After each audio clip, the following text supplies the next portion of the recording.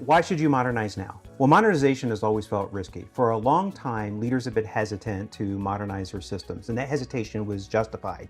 Between complex legacy systems, fragile processes, deeply integrated systems with the way the business works, a lot of organizational and institutional knowledge built into that, it has always been a risk to modernize these systems. And most leaders already know that this is holding them back, but fixing them has always been problematic. It's taken a long time, a lot of budget, and a lot of people to accomplish, but now may be a better time than ever to consider modernizing those systems.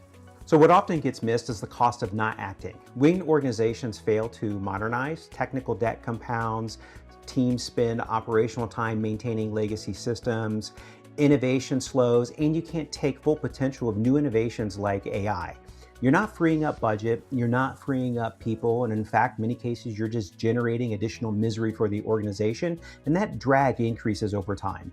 But modernization has typically failed because of the nature of the beast. It's not for lack of effort, it's not for lack of skilled, capable people doing modernization, but really modernization is a unique problem that most people don't take into account the right way.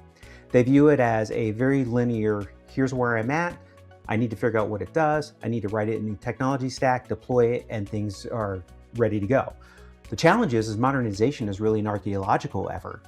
You're going in and you're looking at code, you're understanding what you think it does until you look at a new piece of code and then realize it does something entirely different than what you thought. Every layer of the onion you peel back is a new discovery, causes you to reinterpret things that you've already covered, and that makes it feel like this long drawn out process. The people who built these systems are long gone. You can't rely on their institutional knowledge. Documentation is outdated, tests are outdated or even non-existent. And before a single line of code is written, you have spent weeks and months trying to figure out, what does this system do? So what hasn't changed is the problem, but rather the opportunity to solve it. AI can take the slowest, hardest part of modernization and make that more accessible and easier to accomplish. It can take the discovery, the understanding, mapping out the dependencies, the logic, the flow, the integration points, and surface those things to the teams and do that in a fraction of the time that it would take to do traditionally.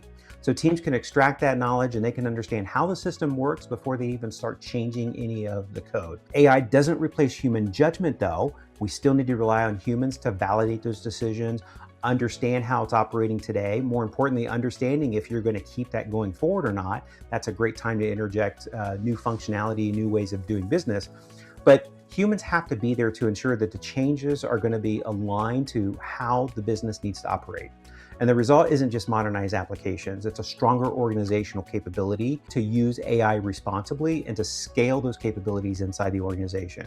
So it really boils down to this. Modernization problem hasn't changed, but AI has changed the calculus and changed the opportunity to solve that modernization problem.